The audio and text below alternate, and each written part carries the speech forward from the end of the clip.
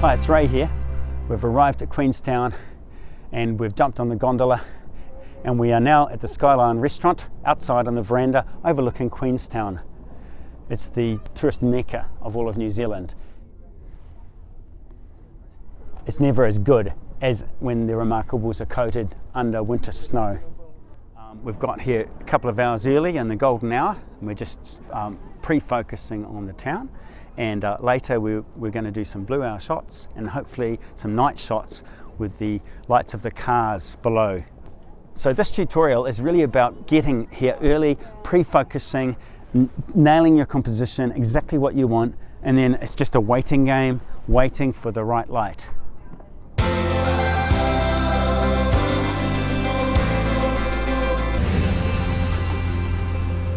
Okay, let's talk composition. Firstly, there's nothing in the foreground except an ugly balcony rail. So I've zoomed in and I've set a focal length on my wide angle lens of about 22 millimeters. That's to get rid of these balconies in the foreground. There's really no foreground interest in the shot. It's an aerial view of Queenstown City. I am using the rule of thirds. I am placing the Remarkable ranges along the top third because there's not much interest in the sky, but there is a lot of interest below, or there will be during the blue hour.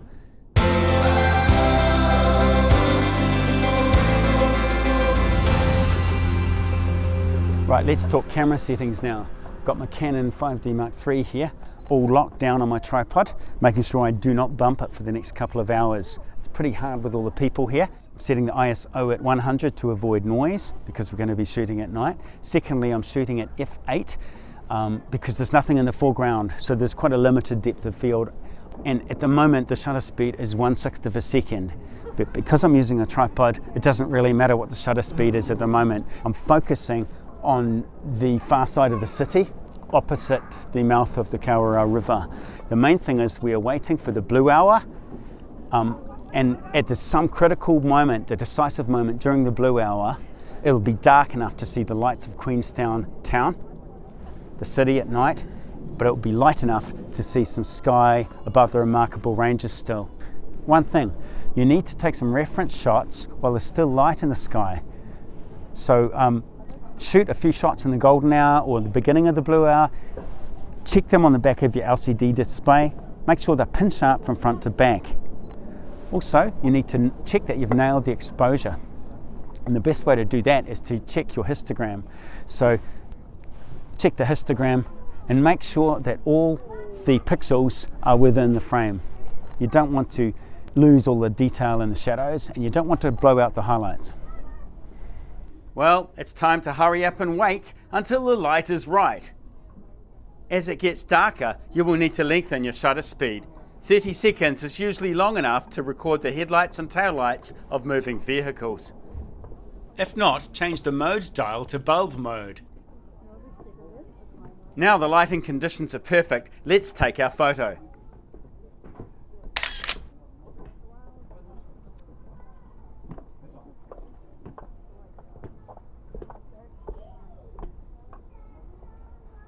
Well, I'm pretty happy with that. I think it's time to head down the hill and have a good feed.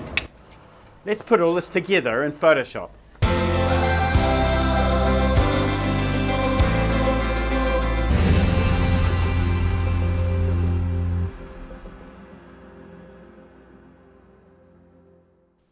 How to shoot a single long exposure, clean it up, and make it really pop in Photoshop. Firstly, if you want to follow along with me, step by step, you need to find and select my raw image files. Let's work on the very best shot I made while I was at the Skyline restaurant balcony. Obviously, I took a ton of photographs there, but for the sake of simplicity, I'm giving you a single shot to work on. Select the raw file and open it in Photoshop. The Adobe Camera Raw app should automatically load. Close all other applications so Adobe Photoshop will have enough random access memory to work with. Right, here's the file loaded into Adobe Camera Raw, or ACR. I liken ACR to a traditional darkroom where you develop your photos. It's actually very similar to Adobe Lightroom. In the panel on the right hand side, if we look at the histogram, we can clearly see that the photo was underexposed. The histogram contains more pixel data in the shadow regions on the left here.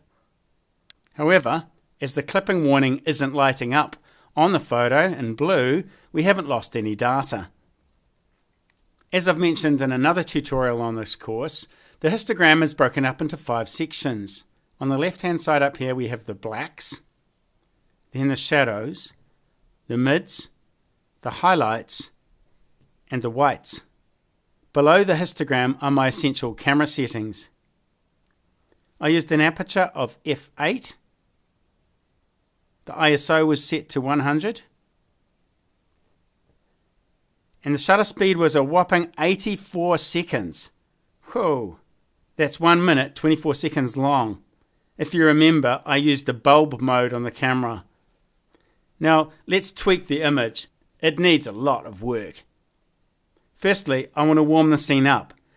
Under my camera settings here is the white balance, and the reading is about 4,500 on the Kelvin scale. Move the slider to the right to about 6,000 kelvins. That looks warmer. Secondly, let's push the contrast slider to 25. We need a bit of a boost of contrast. That looks good. Now we could do a lot more global improvements here, but it would adversely affect the city lights. However, we can boost the clarity slider. This will increase the contrast in the midtones. Don't overdo any of these things. I think plus 20 will do. Right. That was the basic tab. See this detail tab? It's the third one along. Decrease the sharpening to 0. Just get rid of it. It is much better to selectively sharpen at the very end of post-processing. We can do that in Photoshop. The fourth tab along here is HSL for hue, saturation, and luminance. Under the luminance tab, move the blue slider to the right. See what that's doing? It's pushing the blues up. It's brightening the blues, isn't it? I think about 45 will do just fine. This effectively lightens up the sky and the lake. Now hit the next tab, Efex, which is an acronym for Effects. We have an amazing tool named Dehaze. Slide this to a value of, say, about 40. This cuts through the atmospheric haze to bring more clarity to the photo. One final tip. Even though I used the inbuilt camera level, the scene looks a little lopsided. And the tool palette right up the top. Let's use the 7th tool. Here it is here. It's called Straighten tool. Select the tool, click on the image. With the mouse button still down, drag to the right. I'm going to go for an angle of about 2 or 3 degrees. Release the button and hit enter on your keyboard. Now the photo looks a little more balanced in my eyes. If you want to undo that, you can go to the crop tool and hit clear crop. Now we are ready to bring the raw file into Photoshop. Hit the open button. It says open image. The raw file will be processed with the settings you've chosen. Right over here is the layers palette, which we use a lot in photography. Let's name our layer by double clicking on the title.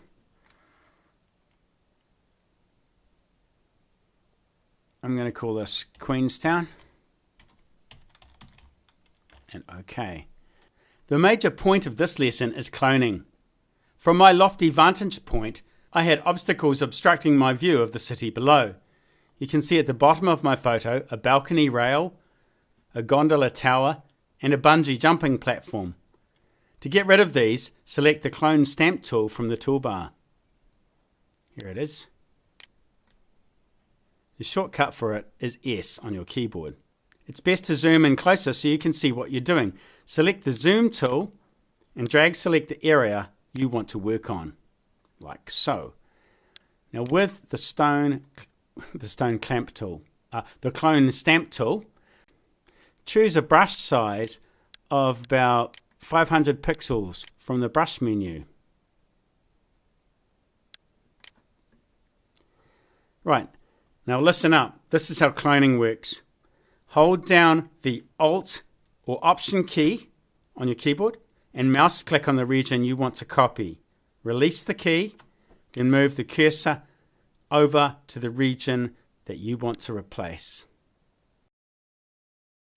Paint over this area until it's gone. Hold the space bar down on your keyboard. This activates the hand tool. It's a quick method for moving around the frame. Do the same for the bungee platform over here. So here's the bungee jumping tower. To decrease the brush size without coming up to here and having to decrease the brush size, just use the bracket keys on your keyboard. Decrease the size or increase the size of your brushes. Now try cloning again on this bungee jumping platform. Again, hold down the Alt or Option key and mouse click on the region you want to copy. Release the keys and mouse, then move the cursor over to the region you want to replace.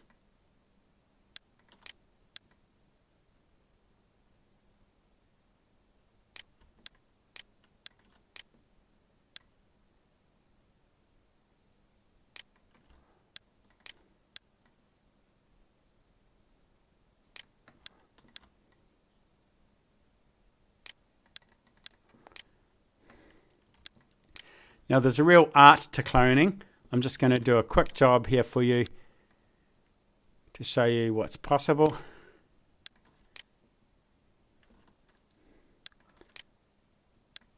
Bad cloning is really obvious, so you've got to be quite careful and selective to make this sort of thing work. This is one of the gondola towers to do here. I'm getting away with quite a rough job here because these pine trees are rather dark.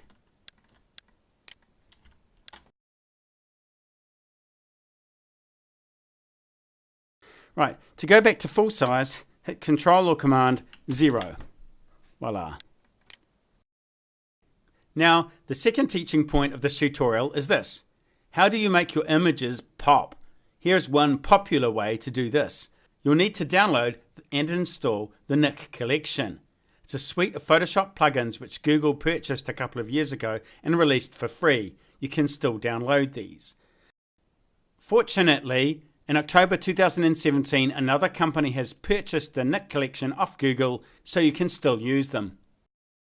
Point your mouse to the Filter menu, go to Nik Collection, and choose Color Efex Pro 4.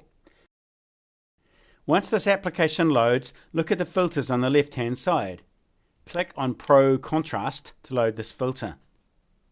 See the third slider down here? It's called Dynamic Contrast. It's my favorite filter in the entire collection. It's the most useful for landscapes. Push the Dynamic Contrast slider to the right and see how it adjusts the mid-tone contrast.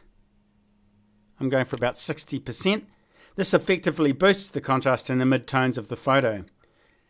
Up here, where there's a tick in the box, toggle the effect on and off. See how it makes the dull, flat photo really pop, just by adjusting the mid-tones. Now let's load a second filter, Add Filter. Click on Tonal Contrast. Now let's get rid of the default settings. You'll have to manually type in 0 in each field, just to reset them to 0, like so. Right, move the shadow slider to the right. See what this is doing at 100%. Obviously that's a terrible HDR effect, so let's tone that down to about, say, 50%. Toggle this on and off to see the difference that this makes. Now look carefully at the pine forest in the lower left. Can you see how we've made this part of the photo look more interesting just by increasing the tonal contrast? Now look up here in the remarkable range of mountains in the background. I'll toggle it on and off. See how it was very flat? Now I like the effect here too, but we do not want to boost the contrast up in the sky area or in the lake or in the city. This is where the neat Efex comes into its own. As part of the tonal contrast filter, down here we can use control points. If you click on the plus icon and add a control point set to 100% opacity, click on the pine forest over here. You can adjust this tiny slider down to about 10% size.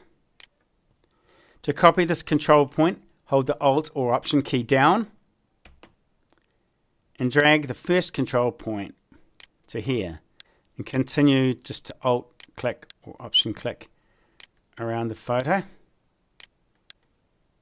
I want to make these smaller, so you grab the size slider and just make it smaller, say about 5 or 6%. I'm going to continue to add control points to the foreground and also to the remarkables, the mountain range in the background, but these need to be quite small so they do not affect the sky adversely. Put some down here on Deer Hill, get some interest in that background. Again, we can make them really small. That should do. We've got about 20 control points now. If we go back to the tick box at the top, we can toggle this effect on and off. Now we have only affected the shadow areas and changed the pixels that we want to. If you click on the mask icon down here, it shows the regions where we have boosted the contrast. Click on the mask to get rid of that preview. Finally, I want to warm up the mountains. We click on Add Filter. Click on Brilliance Warmth. We load this filter. And then move the warmth slider to the right to taste. I'm going to slide this warmth parameter up to about 50%. That's good. Again, I only want to warm up the hills, not the sky. If we introduce too many filters, we will also introduce digital noise, so be warned. Let's use a few control points, adding them only to the remarkable ranges. Okay, so let's make this mountain range more remarkable by warming it up a bit.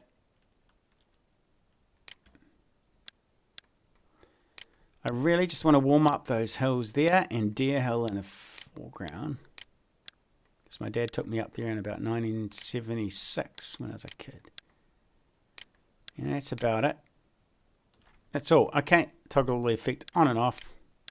You can see we've made it warmer. I want to pump that up higher. Maybe about 70. A lot more.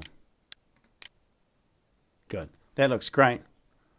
Okay, and we hit OK. And there we have it. Color Efex Pro has added its own layer here, which is non-destructive. We can hide it or chuck it out, and there's our original file below. See what enormous difference Nik Efex has made. We haven't really affected the sky too much, which is really good. But we've improved the foreground and the mountainous areas. Okay, this next section is really for advanced users. If you feel overwhelmed, you're in this too deep, save the file, maybe come back to this last section another time. We're going to look at luminosity masking. The last teaching point in this tutorial is about layer masks. I want to brighten up Lake Whakatipu. This is going to get more advanced. If you can handle this, you should be able to handle the more advanced tutorials in this course. Are you ready? Grab a coffee and let's dive in. Next to the Layers palette is the Channels palette. Click on the 3 individual RGB channels. The combined one has red, green and blue. If we just click on red, we can see that the area of Lake Whakatipu is very messy. If we click on the green channel, it's not so bad. Blue is nice and clean. So we'll select the blue channel as it's the cleanest. To select only the blue channel pixels, do this. Hit the Control or Command key on your keyboard while you mouse click on the blue channel. you should now see what we call marching ants all over your screen. To further refine the selection, hit the Control, Command and the Shift keys on your keyboard while you mouse click the blue channel a second time. Now we have selected Lake Whakatipu, the sky, plus some other pixels that we can get rid of. Alright, now click on this mask icon below. Save selection as a channel to create a new alpha channel here. Double click the title to change it. I'll call this Lake. To deselect those marching ants, go to Select, Deselect, or use the keyboard shortcut D. Let's modify this mask a lot more. Go to Image, Adjustments, Curves, and it brings this pop-up palette. What we need to do is to pull the top right-hand corner node along to the left. We really want to blow out the highlights in the lake. Don't worry about the sky. And this is just to create a mask. We need some definition along the city's foreshore here. So that's about right there. And I want to bring the bottom node along just to darken, really darken up the blacks. You can click in the middle and create another node. Something like that will do. Click OK. Now select the paintbrush, which is B on your keyboard. Paintbrush is up here. Make sure it's the brush tool. And choose a large brush size, about 500 pixels. Yep, there, that's pretty good. And paint black into the dark areas. You will need the foreground to be black. The keyboard shortcut is X. So paint black into the black areas. Just get rid of any extraneous detail there. And then continue over the city. We don't want that as part of the lake mask. We just want the lake itself. In fact, I'm going to make this a lot bigger and just get rid of the sky as well. And use the bracket keys to make the paintbrush tool smaller or bigger. That's a really useful tip. Now, if this was your own precious photo, well, take your time, but it's my photo. So, to shorten this tutorial, I will speed up the video and brush in my mask really quickly.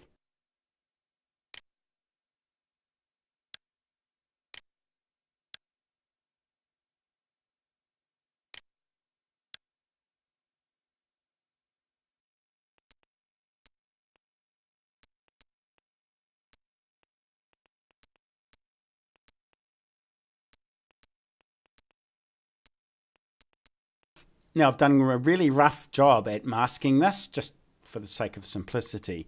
Here's my mask. To reselect the pixels from this alpha channel, hit Control or Command and mouse click the layer. There's the marching ants around Lake Whakatipu. Hit the RGB channel to go back to normal and hit the layers palette again. With the marching ants around the lake still visible, add a curves adjustment layer. There it is, there's the curves adjustment layer with the mask you've just created added to it. Down here, the properties palette should pop up with a big graph. It's identical to the last curves filter we just used. Let's lighten the lake a little by sliding the top node to the left. Let's not overdo this, it will look too unnatural. I just want to balance the lake with the bright city.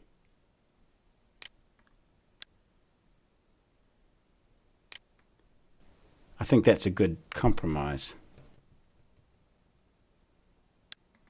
Toggle the layer visibility icon on and off. See how our layer mask only affects Lake Whakatipu. Congratulations, you are now an advanced Photoshop user. Give yourself a clap. If you'd like to learn how to sharpen this image, continue on, or save the file on your computer and come back another day. Sharpening. Firstly, a few rules.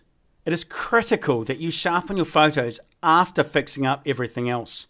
Sharpening is the last thing you do, or else you may introduce digital artifacts or digital noise to your image.